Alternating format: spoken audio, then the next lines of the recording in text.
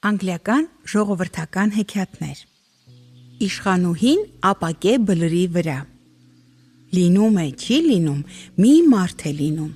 Նա ունենում է 3 որդի։ Ավագ որդու անունը Ջո էր, նա ամենաուժեղն էր։ Միջնեկ որդու անունը Ջիմ էր, նա ամենաիմաստունն էր։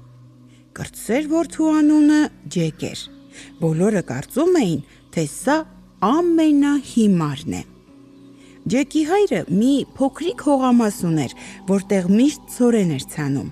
Ցորենը լավաճում էր, բայց ամեն տարի մի գիշեր ինչ որ մեկը գալիս եւ ուտում էր ամբողջ բերքը։ Ոչ ոք չէր կարող ասել, թե ով է ուտում այն, եւ այսպես Ջեկի հայրը միշտ մնում էր աղքատ։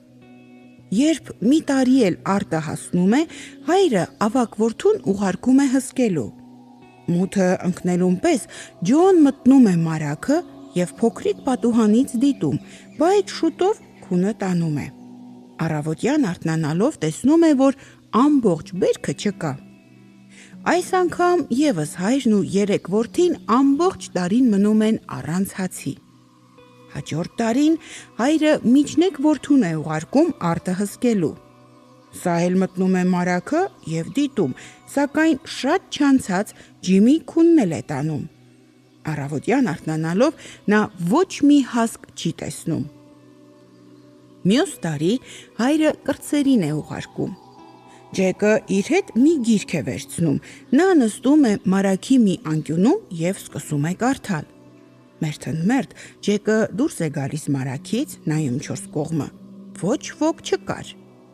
Գիշերվա ժամը 12-ն էր, մի ուժեղ աղմուկ է բարձրանում, պատերն ու հատակը դղրդում են։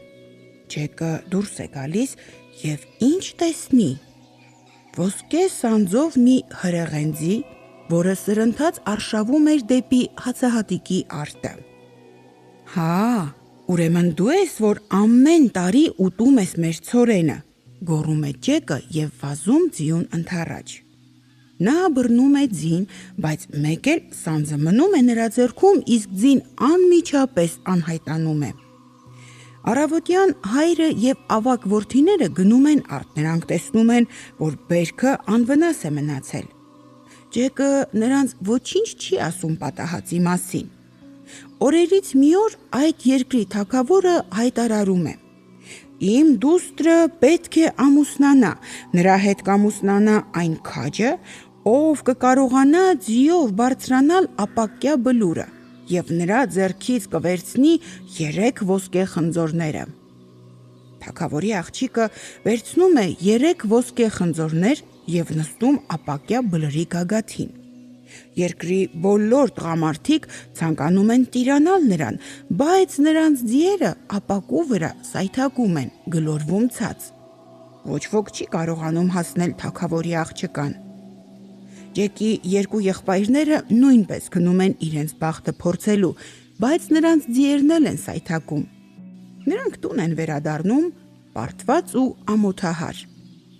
Եվ ահա Ջեկը ոսկե սանձով խփում է գետնին, միանգամից ուժեղ աղմուկ է բարձրանում, երկիրը դղրդում է, հրաշք ձին հայտնվում է։ Ջեկը ոսկե սանձը հագցնում է նրան, նստում եւ քշում է դեպի բլուրը։ Նա թագավորի աղջկա ձեռքից վերցնում է 3 խնձորները եւ այնպես է անհայտանում, որ ոչ ոք չի հասցնում ճանաչել։ Հաջորդ օրը թագավորը իր ծառաներին ուղարկում է հերոսին գտնելու։ Նրանք ամեն տեղ փնտրում են, բայց չեն գտնում։ Վերջապես գալիս են Ջեկի հոր մոտ եւ ասում. Միգուցե քո որդիներից մեկն է վերցրել ոսկե խնձորները։ Ոչ, պատասխանում են հայրը եւ 2 ավագ որդիները։ Միթե էլ մարդ չմնաց հարցնելու, ասում են ծառաները։ Նրանք հիշում են Ջեկին, սակայն հայրն ասում է, որ չի կարող նա լինել, նա հիմար է։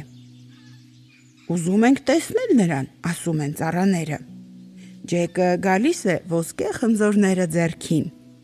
Ահա մեր իշխանուհու ապագա ամուսինը, գոչում են թագավորի ծառաները։ Հիմա դու պետք է մեզ հետ գաս թագավորի պալատ եւ ամուսնանաս։ Ջեկը նրանց հետ գնում է պալատ, քիչ անց զանգերը ղողանջում են։ Սկսվում է թագավորի դստեր հարսանիքը։